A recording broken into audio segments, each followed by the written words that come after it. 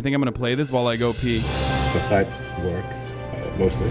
I'm going to lose my mind. Push back! Can you name one example? I honestly don't. Can't name a single example.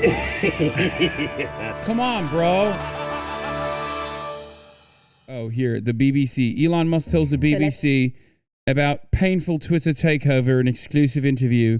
We're going to start with this. I'm going to go pee real quick. Let's get down to business, and we start with the exclusive interview that took place in San Francisco between Elon Musk and our technology correspondent, James Clayton. It is one of his first interviews since he bought Twitter for $44 billion. He defended his decision to lay off a massive number of staff, saying that Twitter only had 4 months to live unless drastic measures were taken. In rough numbers, revenue dropped from $4.5 billion to $3 billion, and expenses went from $4.5 billion to $6 billion, creating a $3 billion negative cash flow situation, and Twitter having $1 billion in the bank. That's 4 months to live. So unless drastic action was taken immediately, this company is going to die and be owned by banks. Let's talk about that drastic action, because almost immediately you sacked a lot of Twitter workers. And I spoke to them. It was very easy to speak to them when it happened. And the way they said, pretty much everyone said, is that it felt quite haphazard. It was. And it felt a little bit uncaring. I wouldn't say uncaring. The issue is like the company's either going to go bankrupt or if we do not cut costs immediately. This is not a caring, uncaring situation. It's like if the whole ship sinks, then nobody's got a job. Right. Yeah. But a lot of people just lost their jobs like that, and they weren't. They didn't even know they'd lost their jobs often. They just were just so frozen out of their accounts. What would you do? Well, you might want to give someone some notice. I mean, you might. By the way, I'm not running Twitter, but, but this is the criticism, and this is what staff members say. A little bit of notice, No, I understand. If you have 4 months to live, 120 days. In 120 days, you're dead. So what do you want to do? How much are you worth? I don't know.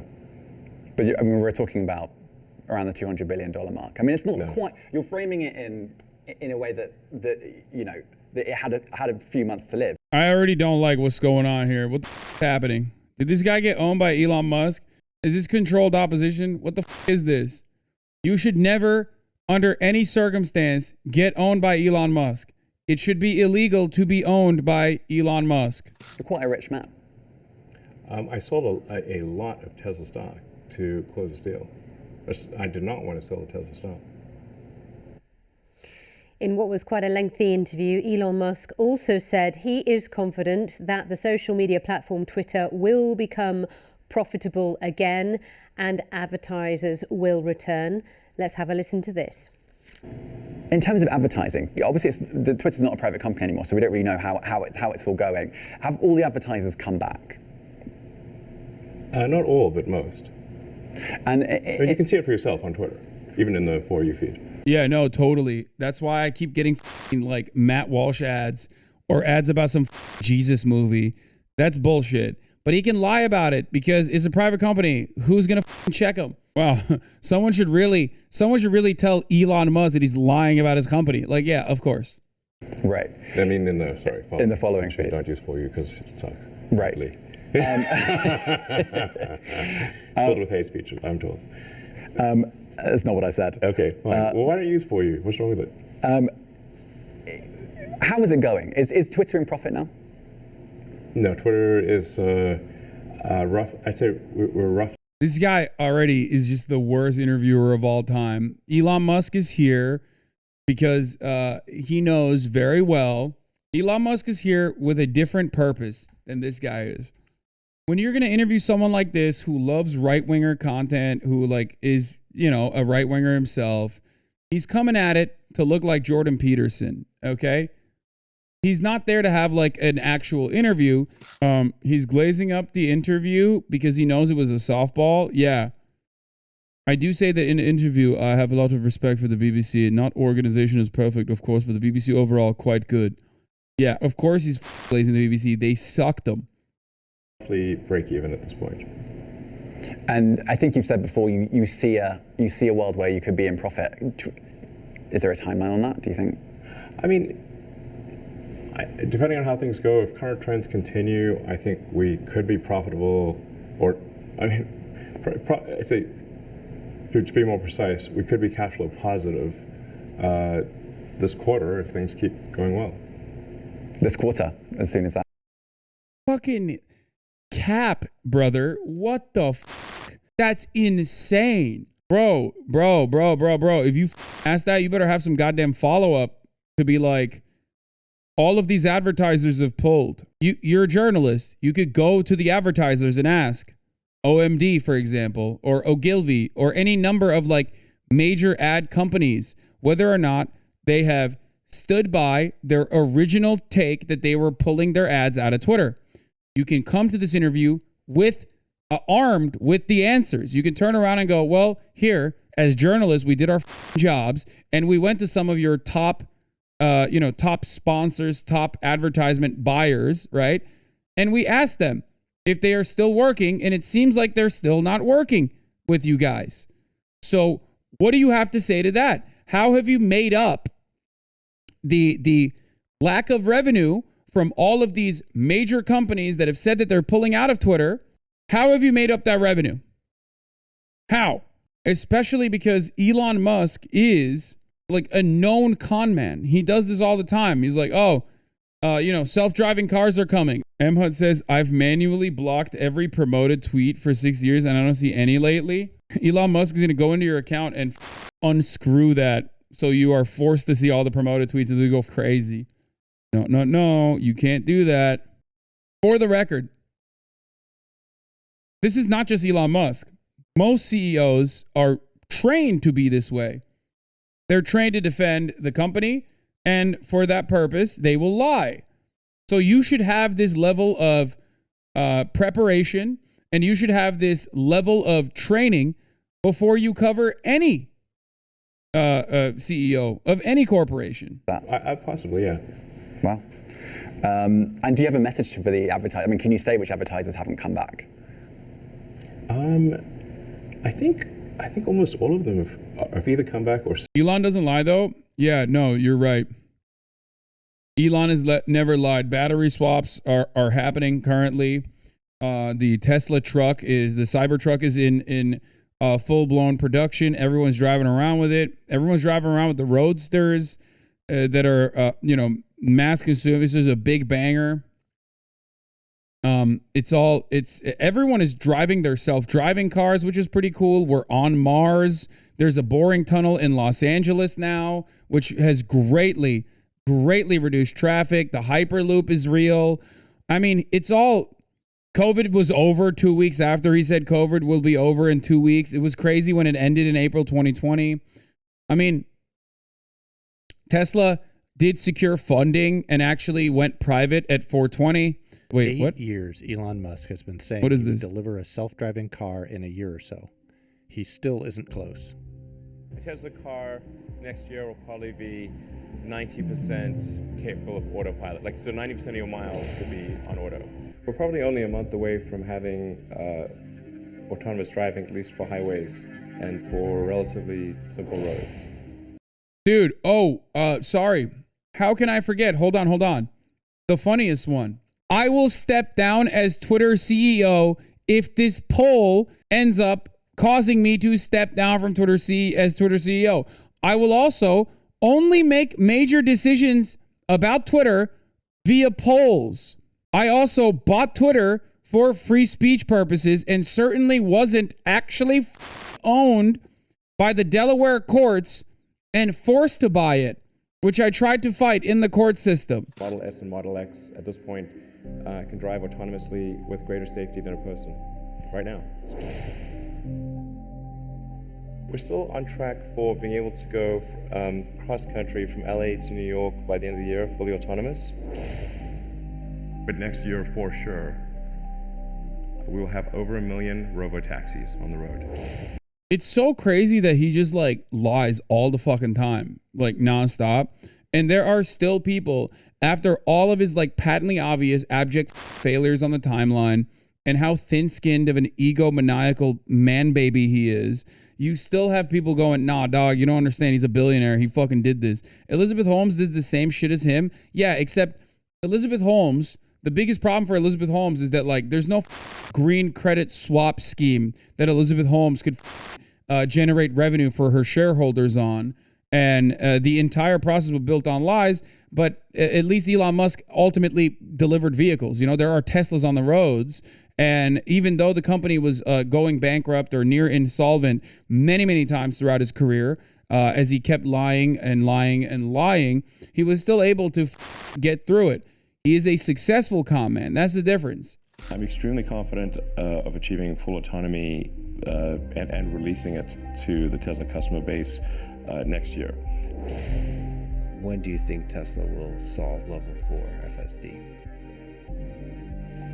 I mean, it's looking quite likely that it will be next year. What about all the successful things he's done? Wait, what do you mean? What does that? People don't understand the legislation for something like self-driving cars to be permitted. Yeah, it's the legislation that's preventing Elon. You're right. So, yeah, brother, listen. Ultimately, given the dynamic of capitalism and how the markets work, Elon Musk has done something very successfully, and that is con people into thinking that he is like this brilliant inventor, and people respond positively to that. They think that he is a brilliant a brilliant inventor, and they trust him. And they and every time he lies, his stock prices, the Tesla stock goes up. Said they're going to come back. There are very few exceptions. Can you say any of the exceptions? I actually don't know of anyone who said definitively they're not coming back. They're all sort of trending towards coming back. But there are some that just haven't. Jump in, the water's warm. It's great. That's your message to the advertisers. They haven't come back. Yeah, I mean, look. Like, even the quickest thing you could do is, if advertisers were coming back and fighting one another over, your inventory space, why did you do an insane door-busting sale for $500K plus advertisement dollars being spent offers you double the amount of inventory? How can you consider the Twitter Blue initiative that you launched as anything but an abject failure when it only generated $11 million in additional revenue? Why do you think that Twitter Blue was originally going to be the only verification protocol, but then Twitter users kept saying, why would anyone buy a verification if everyone only knows that the verification implies you paid for it, completely destroying the need for verification? Why did you say that you were going to eradicate the legacy verifications on your platform and kept it going when you realized that, like, that's the only reason why people buy the Twitter Blue anyway, to like dupe people into thinking that they're actually verified? Point of clarification, that 11 million was over 3 months, so it's a bit under 4 million monthly. Yeah, these are things that I can just come up with off the top dome because I've just basically covered it. Like, I've covered this story, I tracked it, and there's plenty that I'm forgetting. SpaceX was the first to make self-landing rocket booster. Yeah, no, it's great. SpaceX is great. It's just, I wish that it was still NASA instead of another way to outsource to private companies what used to be government funding. It just literally takes government scientists, government funds, and then reappropriates it back to a third-party contractor, so that Elon can reap the results and the benefits. He just said they've come back, and now he's saying they're coming back. Reporters should fucking call him out on that. Yeah, there's so many consistencies in this conversation. Elon didn't create SpaceX, he bought it. He didn't create Tesla, he bought it. And ultimately, it doesn't matter. It's not like Elon is the one who's like creating these inventions and innovations anyway. He's hiring scientists to do it, and he's reaping the rewards and running around like he's Tony Stark. A list of Elon's lies over the years. Elon Musk today, like Donald Trump, but for nerds.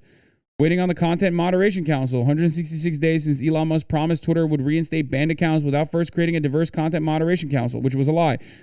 144 days since Elon Musk reinstated Trump's banned account without establishing any sort of Content Moderation Council. Here it is. He said Twitter will be forming a Content Moderation Council with widely diverse viewpoints. No major content decisions or account reinstatements will happen before that council convenes.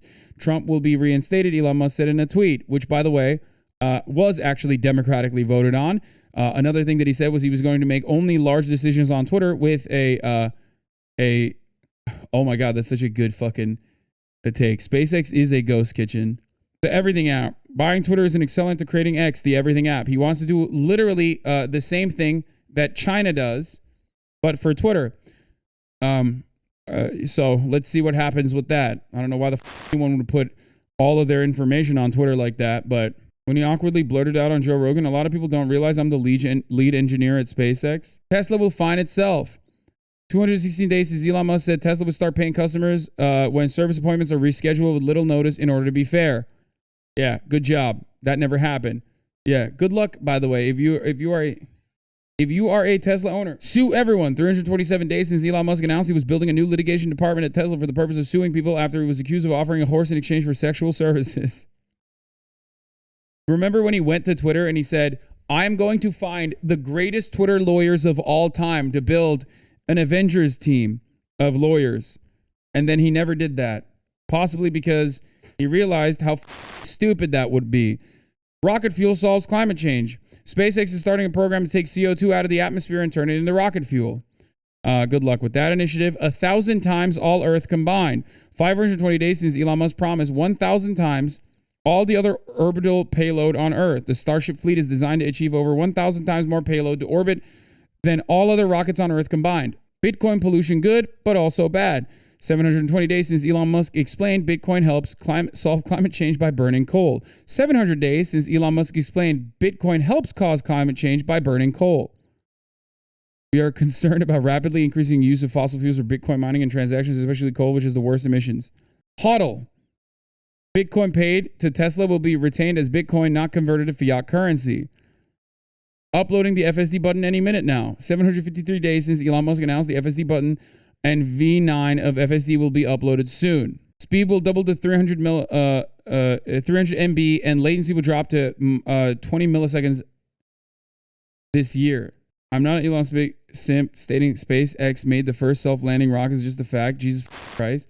No, I don't disagree with you, Peanut McFly. Stop shadowboxing with weirdos in the chat and respond to what I said then, which is that the only way that they were able to do that, was not through Elon Musk, by the way, but they did it with NASA scientists, with NASA funding, with research that they built on top of with the literal NASA scientists that NASA had paved the way for. That absolutely could have been done in-house. Okay, it's just silly as say like, oh, Elon played any significant role in that. Isn't that true with every invention? Yes.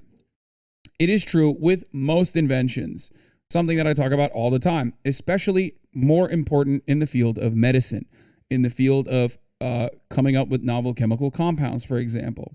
It is a very common misconception that capitalism fosters innovation. It is a very common misconception that America is the most innovative place for novel chemical compounds when you actually look at per capita novel chemical compound inventions, America is not number one at all. Now, having said all this, it is especially true for NASA because a lot of this was done in-house. A lot of this was done through public funding and was a public facility. Does that make sense? Do you get it? Jay Clayton's self-respect, SEC three-letter acronym, middle word is Elon's, adopting a bohemian life. Yeah, I don't care about half these other things. Kids are essentially immune, but elderly with existing conditions are vulnerable just to flu. Teslas are boats. A Tesla works as a boat for short periods of time as an electric car has no intake or exhaust to block. Battery, motor, electronics are water sealed. What? That is one of the most insane things I've ever heard. All Tesla supercharger stations in regions affected by California power outages will have Tesla power packs within the next few weeks, just waiting on permits. Spooling solar, spooling up production line rapidly, hoping to manufacture 1,000 solar roofs /week by the end of this year. Robo-taxi network. The fundamental message consumers should be taking today is that it is financially insane to buy anything other than a Tesla. It'll be like owning a horse in 3 years. 1,533 days since Elon said Tesla would be cash flow positive in all quarters going forward. I am optimistic about being profitable in Q1 and all quarters going forward. That's what he said in 1/30/2019. Will use SpaceX cold gas thruster system with ultra high pressure air in a composite overwrap pressure vessel in place of the 2 rear seats. 1,554 days since Elon Musk said that a new Roadster will use rocket technology that will allow it to fly. Magical brake pads, since Elon said brake pads on a Tesla would never need to be replaced. Literate Teslas, said Tesla should be able to read and understand parking signage by the end of 2019. Service centers everywhere. In 2018, Elon said Tesla service centers would work to expand to all of North America in 3 to 6 months. That's the funniest one. I feel like when you hear a lot of this stuff, especially if you are a Tesla owner or if you have ever owned a Tesla in your lifetime, you probably go, oh, that makes this extra worse. A lot of motherfuckers who dick ride Elon, ironically, don't have a Tesla, so they don't know how laughable some of these lies are. And even dangerous how some of these lies are. Like the brake pad thing.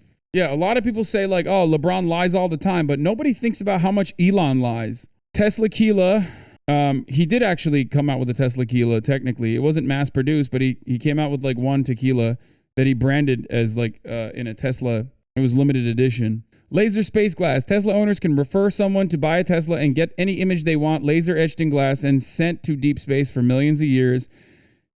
Tesla built car carrier. Elon Musk said Tesla would start producing car carriers due to the car carrier shortage.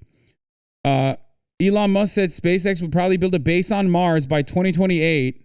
Elon Musk announced that Tesla's body shop was aiming to repair collisions in under an hour. Oh my God, that one is really funny. Car elevator to your home. Elon Musk said his tunnel would have elevators that transported cars into residential garages. Boring Company will transport your car all the way into your garage. Elon Musk promised that Tesla Gigafactory would be solar powered by the end of 2019. Elon Musk said pod-like electric skates going up 150 miles an hour could soon take fans to Dodgers games. 420 funding secured. We already made fun of that. He would rescue the children stuck in a cave with a custom mini sub. That one was one of my favorite. Elon Musk decided to fix Flint's lead water crisis. Elon Musk promised employees that there would be no more layoffs. Elon Musk announced cell phone rattle detection R&D. We are working on allowing you to use your phone in a car when you hear a rattle or squeak and pinpoint the origin by acoustic signature and triangulation.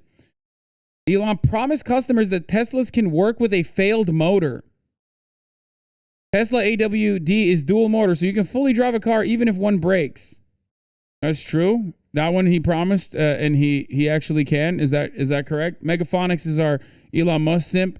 I mean, I've never had one 15-year-old car. For real, there are cars with several 100K miles and no brake service, no rust on pads. Rust is on rotors and gets cleared by using the brakes. EVs with dual motors will sleep one of the motors at cruising speed and just operate on one.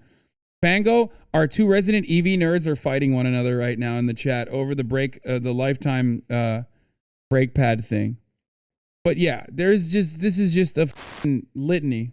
I hope that was helpful for some of you to see and understand. He would have never bought Twitter if he wasn't forced to buy Twitter, by the way. So I hope you understand that. You know, if Disney feels comfortable advertising, children's movies, and Apple feels comfortable advertising iPhones, those are good indicators that Twitter is a good place to advertise. I want to talk about if you have any regrets. And I think you were booed at a Dave Chappelle concert. I think your own lawyer said a little. Well, some say a little, some say a bit more. I think your own lawyer said you couldn't get a fair trial in San Francisco because there are lots of people that don't necessarily like you here. Yeah, but I have to say I was wrong. He was wrong, I guess, because I was acquitted by the San Francisco jury unanimously. So. Yeah. But I guess. But look, do you have any regrets buying Twitter? I think it was something that needed to be done. I mean, you said earlier that difficult. Come on, bro. If you push back, I'm gonna lose my mind. Push back. He didn't want to buy Twitter. He was forced to buy Twitter. If you don't even get this down, I don't know what to tell you. You should just leave your badge after this interview. You are no longer a journalist. You are just a meat writer. So I'd say that the pain level of Twitter has been extremely high. This hasn't been some sort of party. So it's been really quite a stressful situation. for the last several months. Not an easy one.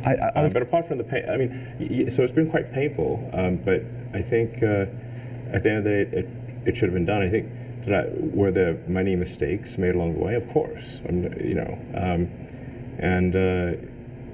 but all's well that ends well. And so I feel like we're headed to a good place. We're roughly break even. I think we're trending towards being cash flow positive very soon, like literally in a matter of months.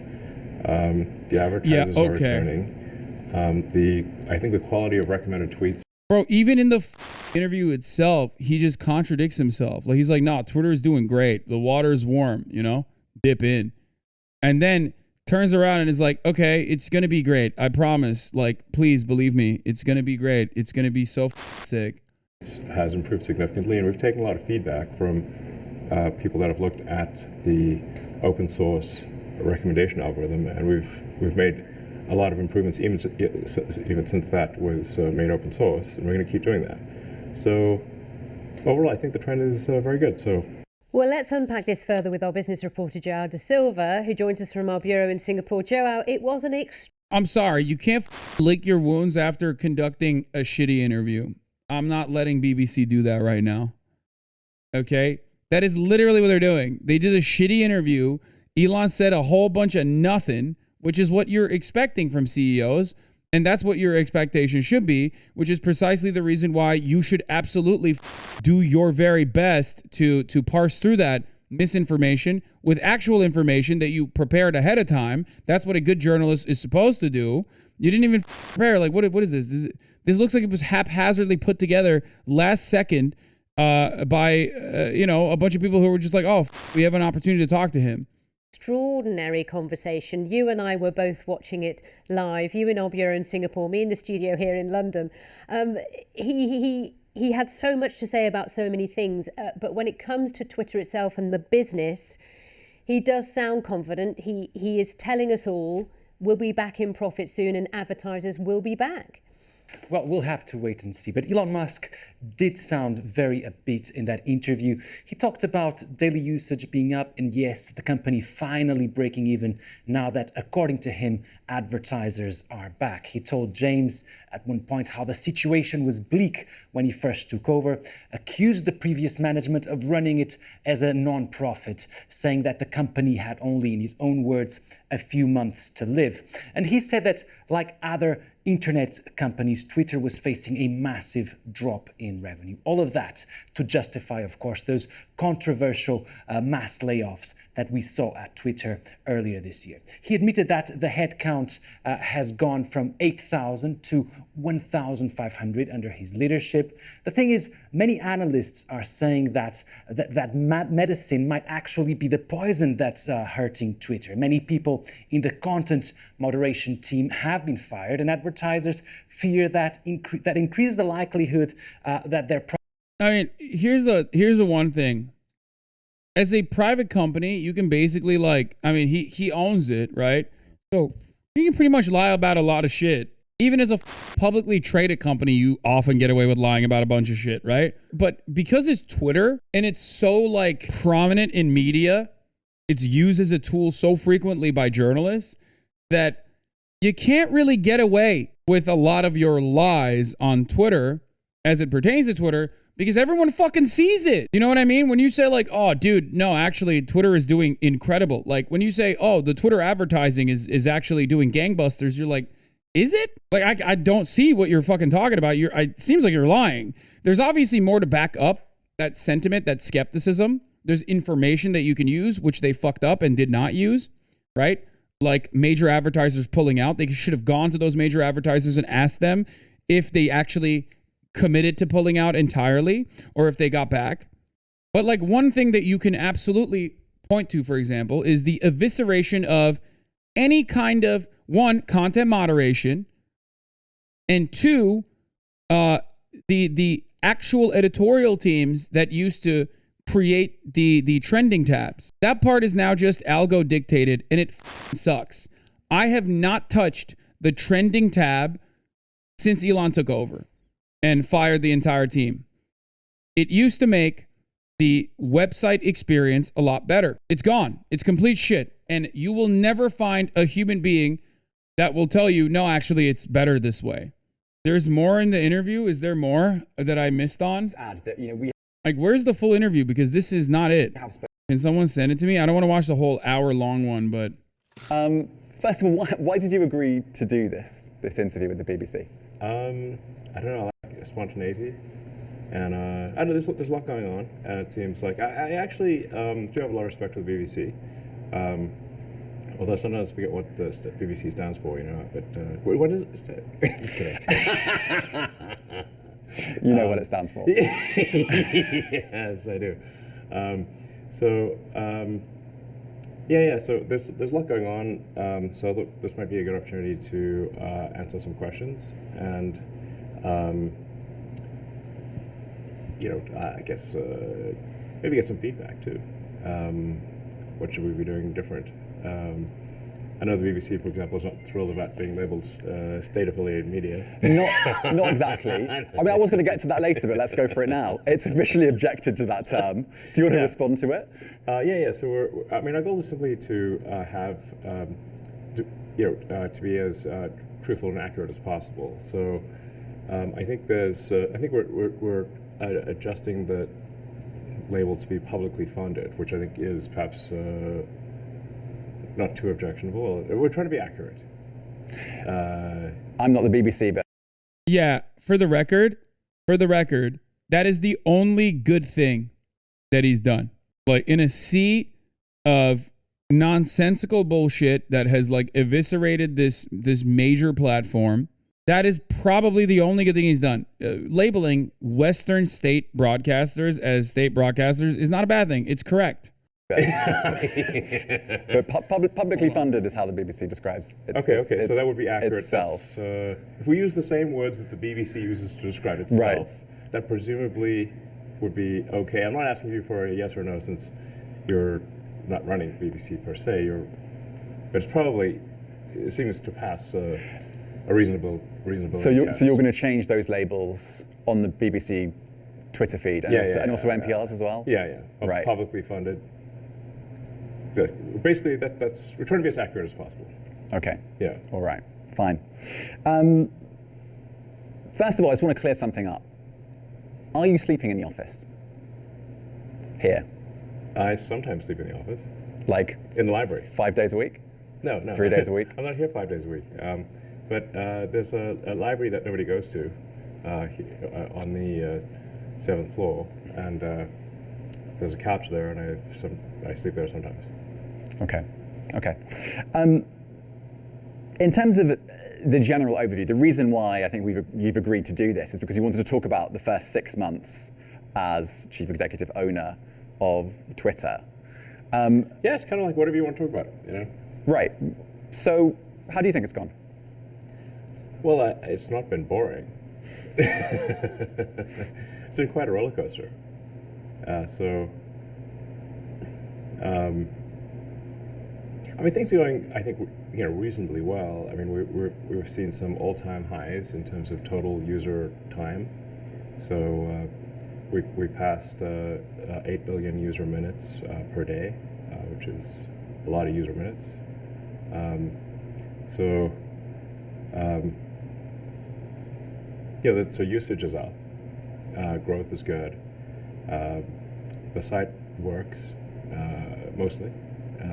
We have a few glitches here and there, but the site is working fairly well. And we're doing it with a small fraction of the original, headcount. So, you mentioned outages there. There have been several. Yeah. And we've actually spoken to an engineer who works at Twitter, and they said that the plumbing is broken here and it's on fire and there could be problems at any minute. Do you accept that?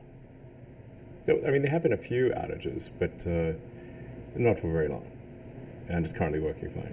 So it doesn't keep you up at night that Twitter might go offline again? At this point, I think we've got a pretty good handle on what makes Twitter work. And we're also doing it with 2 data centers instead of 3. So we used to have 3 data centers. We shut down one of them. So we're actually 2/3 of the roughly 2/3 of the prior compute capability. But we've made so many improvements to the core algorithm. In some cases, we improved the core algorithm by 80%. So the actual CPU usage or computer usage is dramatically less. Okay, let's see. Usually come across as a bit of an out of his depth dweeb. But in an interview with the BBC's James Clayton, there was at least one exchange where he came out on top. We have spoken to people who have been sacked that used to be in content moderation, and we've spoken to people very recently who were involved in moderation, and they just say there's not enough people to police this stuff, particularly around hate speech in the company. Is that what hate speech are you talking about? I mean, you use Twitter, right? Oh, this is what is like being promoted all around, where they're like, this is a slam dunk by Elon. Do you see a rise in hate speech? I mean, but just a personal anecdote, like what do you? I don't. Personally, my For You, I would see I get more of that kind of content, yeah, personally. But I'm not going to talk to the rest of for the rest of Twitter. So you see more hate speech personally? I would say I would see more hateful content in that. Content you don't like or hateful? What do you mean to describe a hateful thing? Yeah, I mean, just content that will solicit a reaction, something that may. Yeah, he's just like winding down from hate speech to like, oh, hate speech doesn't mean something you don't like. You restored the accounts of Nazis, and I sometimes see them on my For You page because that's what you did. Include something that is slightly racist or slightly sexist, those kinds of things. So you think if something is slightly sexist, it should be banned? This part sucks because like he's not doing a good job. No, is that what you're saying? I'm not saying anything. I'm just curious. I'm trying to understand what you mean by hateful content, and I'm asking for specific examples. Like it's so f***ed up. He could have just easily been like the racial consciousness account. It openly boasts having 70,000 followers. You're getting just curious by a dude who's not even that smart. That is a verified example. And not only that, but also this just happened too, which makes this even funnier. Twitter could be facing a slew of fines in Germany over illegal hate speech to the tune of 30 billion. And you just said that if something is slightly sexist, that's hateful content. Does that mean that it should be banned? Well, you've asked me whether my feed, whether it's got less or more. I'd say it's got slightly more. That's why I'm asking for examples. Can you name one example? I honestly don't use. Honestly, I you don't. can't name a single example. I'll tell you why. Because I don't actually use that For You feed anymore. Because I just don't particularly like it. You said a lot of people are quite similar. I only look at hang on my a second. following. You said you've seen more hateful content, but you can't name a single example, not even one. I'm not sure I've used that feed for the last 3 or 4 weeks. And well, then how did you see the hateful content? Because I've been using Twitter since you've taken it over for the last 6 months. Okay, so then you must have at some point seen the For You hateful content. I'm asking for one example. Right. And you can't give a single one. And I'm saying I say, sir, that you don't know what you're talking about. Really? Yes, because you can't give me a single example of hateful content, not even one tweet. And yet you claimed that the hateful content was high. Well, that's a false. No, what I claimed. You just lied. What I claimed was there are many organizations that say that kind of information is on the rise. Now, whether it has on my feed or example. not, I mean, right. And literally he's right. That's the worst part. Elon is correct on this.